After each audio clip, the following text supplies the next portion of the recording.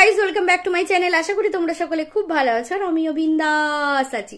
তো এর আগে যে ভিডিওটা বানিয়েছি সেটা হচ্ছে রিনা আর রণদীপ দাকে নিয়ে। প্রচুর এক্সাইটেড হয়ে গেছিলাম অ্যাকচুয়ালি, তাই কয়েকটা পয়েন্ট আমি বলিনি।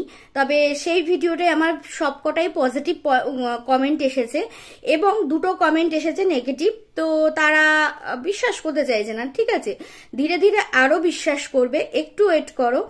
আগে তো আমি ধরো ফার্স্ট টাইম থেকে এটাকে নাটক বলে এসেছি। তো তখন তো আমার সবকটা কমেন্টই মানে ব্যাড কমেন্ট আসতো, বুঝতে পেরেছো? কিছু মানুষ যারা আমাকে বুঝতো তারা দুই একজন কদাচিৎ ভালো কমেন্ট করতো, তাছাড়া সব নেগেটিভ কমেন্ট। এবং আমি রিসেন্ট যে আমার একটা স্ট্রোক মতো হয়ে গেছিল, প্রেশার বেড়ে গেছিল, সেটা পুরোপুরি এই রিনা রণদীপের জন্য, বুঝতে পেরেছো? সেদিন আমার ভীষণ বাজে বাজে কমেন্ট এসেছিল এবং আমি আমার নিজের মানে কি বলতো জায়গায় সবসময় আমি একদম স্ট্যান্ড পয়েন্টে দাঁড়িয়ে থাকতে চাই। মানে আমি প্রমাণ না পেলে না বিশ্বাস করতে চাই না। আর সবচেয়ে বড় কথা, তোমরা তো অনেকেই জানো যে আমি নিজের থেকে নিজের বিচার বুদ্ধি কাজে লাগিয়ে ভিডিও করি। ঠিক আছে, কোনো দালালি আমি করি না, আর আমি কোনো খবর নিয়েও ভিডিও করি না। তবে এখন আজকে দেখছি অনেকে যারা মানে কি বলবো এটাকে রিয়েল বলেছিল, তাদের মনেও এখন খটকা লাগছে যে এটা নাটক, বুঝতে পেরেছো? তো আমার এর আগের ভিডিওটায় আমি কয়েকটা পয়েন্ট বলতে খুব ভুলে গেছি। আর তোমরা জানো, যারা যারা আমার মাই লাইফ স্টোরি ব্লগ দেখছো তারা জানো আমি প্রচুর চাপে রয়েছি। আমার ছেলেটা অসুস্থ, মা অসুস্থ, তারপর আমার বাড়িতে একটা নতুন প্রকল্প করার চেষ্টা করছি। সৎ পথে তো ইনকাম করতে হবে, দুটো বাচ্চা আছে। আর আমার বড় ছেলে জানো টনসিলের সমস্যা, ওকে অপারেশন করতে বলেছিল, কিন্তু আমরা এখনো করিনি। অনেকে বলছে যে বড় হওয়ার সাথে সাথে কমে যাবে। তো যাই হোক, আমি ভীষণ সৎ পথে ইনকাম করতে পছন্দ করি এবং আমি কষ্ট করে এই ইনকাম করতে পছন্দ করি। যাই হোক, এটা কথা না, কথা হচ্ছে যে আমি তখন ভীষণ ব্যস্ত ছিলাম। আমি আজকেও ভীষণ ব্যস্ত ছিলাম। গতকালকে তো আমি ভিডিওই করতে পারিনি, আজকে যা হোক আমি ভিডিও করেছি। কিন্তু আমি সেই সময় এতটাই এক্সাইটেড হয়ে পড়েছিলাম যে আমি কয়েকটা পয়েন্ট বলতে ভুলে গেছি। ঠিক আছে, এবার আমার কমেন্ট এসেছে ফিরদৌসা চৌধুরী। সে বলছে কি যে দিদি একবার দেখো ওই যে রেস্টুরেন্টের সামনের কাছে ওর বাইকের ছবিটা ফুটে উঠেছে। দেখো আমি ওটা ভালো করে দেখেছি, আমি যে দেখিনি তা কিন্তু নয়, কিন্তু আমার যেন মনে হচ্ছে আমি অনেকবার ওই জায়গাটাকে স্লো মোশনেও দেখেছি। তো সবুজ বলে দেখা যাচ্ছে, কিন্তু ওটা ওর বাইকের কালার কিনা আমি বলতে পারবো না, বা ওই রেস্টুরেন্টের লাইটের কালার কিনা বলতে পারবো না। সেই জন্য আমি ওটাকে অতটা জোর দিয়ে বলিনি, ওটাকে মানে পয়েন্টটাকে আমি বলিনি। কিন্তু আংটিটা একদম সেম। আর একজন কমেন্ট করেছে দেখলাম যে দীপ্ত সরকারেরও নাকি আংটি আছে। না, দীপ্ত সরকারের রিসেন্ট ফটোতে একটাও ফটো নেই। আগে অনেক দিন আগের ফটোতে দেখেছিলাম, একটা ফটোতে দেখলাম আংটি আছে, কিন্তু সেটা মুক্ত দেখা গেছে। কিন্তু ওই আমি দেখিয়েছি কিন্তু এই যে মিডিল ফিঙ্গারের আংটির কথা।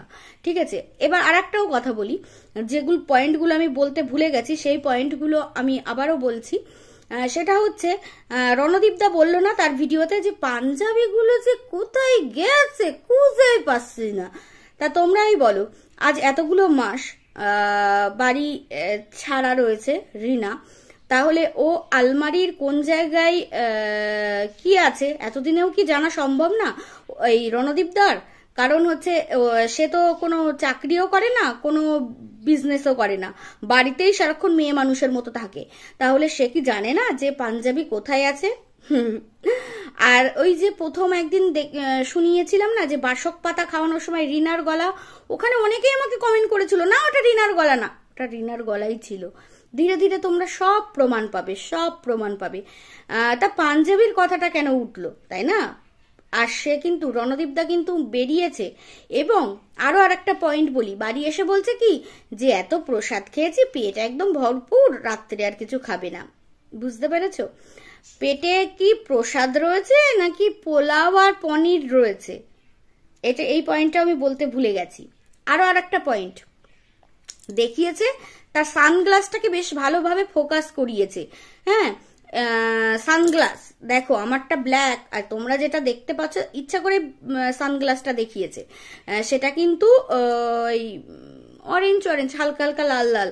তো আমি না, অ্যাকচুয়ালি ওটা রণদীপ দাই ছিল, ইচ্ছা করে সানগ্লাস উল্টো পাল্টা করেছে। আরো আর একটা পয়েন্ট বলি, কেউ কাউকে গিফট দিতে গেলে কেন ডান হাত দিয়ে দেবে না, বা হাত দিয়ে কেন দিল? ফুলের তোড়াটা বা হাত দিয়ে, তারপরে সোনার জিনিসটা বা হাত দিয়ে, কেন ওটা বা হাত দিয়ে কেন যাবে? ডান হাতে দিক। আর হ্যাঁ, রিনা যখন তাকে গিফটটা দিল পার্কে বসে, তখন কেন তার পায়ের পোর্শন থেকে দেখালো না, জাস্ট একটু জাস্ট ছুঁয়ে পরে ঘুরে গেল। আরো আর একটা পয়েন্ট, ওই পার্কে ঢুকতে গেলে একজন ওদেরকে চিনতে পেরেছিল, আরে বলে একজন চিনতে পেরেছে, ঠিক আছে, তখনই সেই জায়গাটা কাট হয়ে গেল। হ্যাঁ ভালো আছি বলে কেন কাট হলো বিষয়টা? ওই জায়গায় দেখাতে পারতো, তাহলে নিশ্চয়ই ওইটা যদি কাট না হতো তাহলে বলতো যে কি ব্যাপার, রণদীপ দাও রয়েছে যে দেখছি তোমার সাথে, কেন কাট হলো ওই জায়গাটা? দেখো, ঘুঘু তো প্রত্যেকদিন ধান খেয়ে যায়, একদিন তো ফাঁদে পড়বেই, তাই না? এই সীমাদি সব জানে। এবং এখন দেখছি বেশ কিছু ক্রিয়েটর, আজকে ভিডিও দেখছিলাম, বেশ কিছু ক্রিয়েটর হচ্ছে যারা পজিটিভ ভিউ মানে ভিডিও করেছে এবং ওদের বাড়ি গেছেও, তারা দেখছি সব নেগেটিভ মানে নাটক বলছে জিনিসটাকে। এই জিনিসটা আমি প্রথম থেকে বলে এসেছি। অ্যাকচুয়ালি কি বলতো, আমার লড়াইটা হলো সত্যের জন্যে। আমি একদম মিথ্যা সহ্য করতে পারি না। আমি সত্যের পথে চলতে ভালোবাসি এবং যারা কষ্ট করছে অবভিয়াসলি তাদের ভিউজ হোক, আমি এটাই চাই। তোমাকে যদি পছন্দ না করে ভিউয়ার্সরা, তা বলে তুমি নাটক করবে, ন্যাকামো করবে, মিথ্যেচারিতা করবে, নিজের চরিত্র বিক্রি করবে, তোমার নামে বাজে বাজে কন্ট্রোভার্সি ক্রিয়েটাররা ভিডিও বানাবে, এগুলোকে হজম করে তুমি রেভিনিউ সকালবেলা ইনকাম করবে, এগুলো তো হতে পারে না। ওয়াইটিটা স্বচ্ছ করার প্রয়োজন আছে আগামী প্রজন্মের জন্য। দেখো, আমার 2 ছেলে, এক ছেলেও মোবাইল ধরে না, সিরিয়াসলি বলছি, মোবাইল ধরে না, ভিডিও দেখে না, কিন্তু অনেক বাবা মায়ের সন্তান আছে যারা মোবাইল দেখে, যেটা উচিত নয়, বাচ্চাদের হাতে মোবাইল দেওয়াটা উচিত নয়, তবুও তারা দেয় কার্টুন দেখার নাম করে। এবার দেখো, তার মা দেখছে কন্ট্রোভার্সি ভিডিও, তার মা দেখছে এই রিনাদের ম্যান্ডিদের ভিডিও, ওয়ালে আসছে সেই সমস্ত ভিডিও, বাচ্চাটা পড়তে শিখছে, বাচ্চাটা ক্লিক করছে, বাজে বাজে ভিডিও দেখছে। আর কন্ট্রোভার্সি মানেই তো সবাই ভদ্রভাবে কন্ট্রোভার্সি করে না, যতটা নোংরা কিছু কিছু সো কল্ড বড় বড় কন্ট্রোভার্সি ক্রিয়েটর আছে, তারা যতটা নোংরা পারে ততটা নোংরা ভাষা দিয়ে অ্যাটাক করতে শুরু করে দেয়, কারণ তাতে রেভিনিউ বেশি আসবে। দেখো, রেভিনিউর চিন্তা আমি করি না, অবশ্যই আমার প্রয়োজন আছে। আমি মনে করি যে আমার প্রয়োজন কতটা সেটা আমি ছাড়া হয়তো অন্য কেউ জানা সম্ভব নয়, কিন্তু নিজের অস্তিত্ব বিক্রি করে আমি সেই সমস্ত রেভিনিউ ইনকাম করতে পারবো না, বুঝতে পেরেছ? তাই আমি চাই যে আমার বাচ্চা না দেখুক, অন্যের বাচ্চা তো দেখছে, আমার যারা ভিউয়ার্স তাদের বাচ্চা হয়তো মোবাইল দেখছে, তো তারা তো বাজে বাজে ভিডিওগুলো তাদের সামনে আসছে, সেই জন্য আমি স্বচ্ছ করার চেষ্টা করছি যে তোমরা ভিডিও করো না, ভিডিও টু ভিডিও দেখে ভিডিও করো, আর এই সমস্ত ডেলি ব্লগাররা নর্মাল ভিডিও করো, কেন এই পরকিয়া, কেন? তো যাই হোক, রিনা আর রণদীপ দাকে সবাই ভিউজ দেওয়া বন্ধ করো, দেখবে ওদের এমনি চুলকানি বন্ধ হয়ে যাবে, আর ওদের যে পোষা দালাল দুটো আছে না, তাদেরও চুলকানি বন্ধ হয়ে যাবে, বুঝতে পেরেছো? ভিউজ দেওয়া বন্ধ করো, দেখবে সব চুলকানি মিটে যাবে। তো এটাই বলার ছিল যে পাঞ্জাবি খুঁজে পাচ্ছে না নাকি, বোঝানোর দরকার যে দেখো আমার কিন্তু পাঞ্জাবি পরিনি, রিনা যার সাথে বেড়াতে গেছে সে কিন্তু পাঞ্জাবি পরেছে। যতই তুমি সত্যকে চেপে চুপে ঢাকতে যাও না কেন, সত্য ঠিক বেরিয়ে আসবে।